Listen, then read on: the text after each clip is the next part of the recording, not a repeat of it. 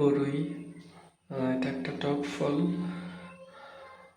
সেই টক ফল দেখেন আমার হাতে। আজকে আমি এই ফলটা রান্না করব মাছ দিয়ে। আমি পেঁয়াজটা বাদামি করে এখানে হলুদ, মরিচ, লবণ, মশলা দিয়ে দিয়েছি। এগুলো আমি কষিয়ে নিচ্ছি। অনেক অবশ্য ধনিয়া বা জিরা এগুলি ব্যবহার করে, আমি অবশ্য এগুলি খাই না। আপনারা চাইলে দিতে পারেন। দেখেন আমি অরবড়িটা কত সুন্দর দেখা যাচ্ছে মশলাতে একসাথে ভালোভাবে কষিয়ে নিচ্ছি। এই ফলটা সবসময় আমরা লবণ দিয়ে কাঁচা খেতাম। রান্না আমি এটা আমার জীবনের প্রথম আমি করেছি, বা কাউকে আমি এটা রান্না করতে দেখেও নাই। এখন আমি একটু পানি দিয়ে দিচ্ছি। পানিটা দিয়ে এটা কিছু সময় রান্না করব। এখানে মশলা আপনাদের পছন্দ মতো দিবেন, কম বেশি যাই হোক সব দেওয়া যাবে, যার যেমন পছন্দ। আমি এখানে ছোট মাছ ব্যবহার করেছি, আপনারা বড় মাছ দিয়েও করতে পারেন। আমি ছোট মাছ, দেশি ছোট মাছ ছিল, এগুলো দিয়ে রান্না করে নিব। আমি এই রান্নাটাতে দুইবার পানি ব্যবহার করেছি, আপনারা একবারেও করতে পারেন।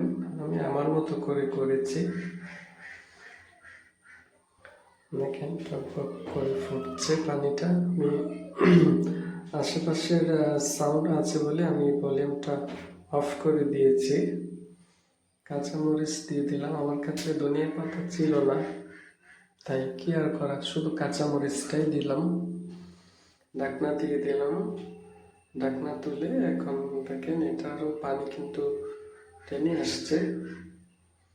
এবার আমি এখানে আরেকটু কষিয়ে তারপর আবার পানি ব্যবহার করব,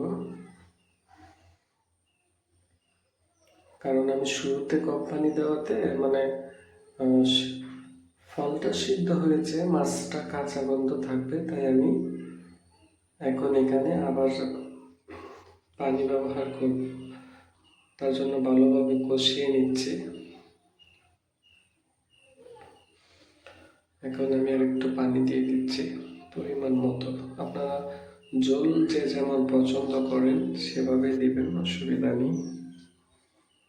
রান্নার কোনো ধরাবাঁধা নিয়ম নেই যে এইভাবে করা যাবে ওভাবে করা যাবে না। মোট কথা আপনি যেভাবে খেতে পছন্দ করেন রান্নাটা আপনি সেভাবেই করবেন।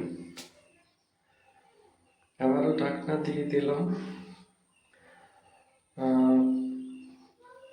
দেখেন আমার রান্নাটা কেমন লাগছে। এটা আমি প্রথমবার রান্না করেছি ঠিকই, কিন্তু এটা খুব মজার হয়েছিল। আপনারা বিশ্বাস করবেন কিনা জানি না, তবে আপনারা একবার রান্না করে খেয়ে দেখবেন। এটা সত্যি এত একটা মজার খাবার। আমার বাসার সবাই এটা পছন্দ করেছিল, বাচ্চারা সহ। দেখেন আমার রান্নাটা হয়ে গেছে। আমি ঝোলটা এ পরিমাণ রেখেছি আমি আমার পছন্দ মতো, আমার কাছে এভাবে ভালো লাগে। আপনাদের ইচ্ছা অনুযায়ী ঝোল কম বেশি রাখতে পারেন। দেখেন কত সুন্দর হয়েছে, মাশাআল্লাহ।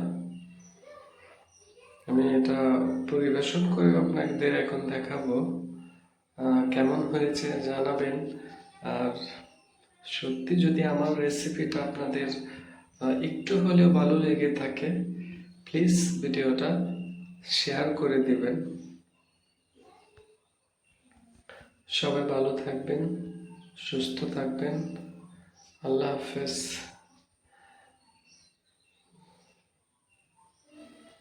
কেমন হয়েছে কমেন্ট করে কিন্তু অবশ্যই জানাবেন। কথা বলা শেষ করে আবার শুরু করে দিয়েছি, তার জন্য সরি। প্লিজ কেমন হয়েছে জানাবেন।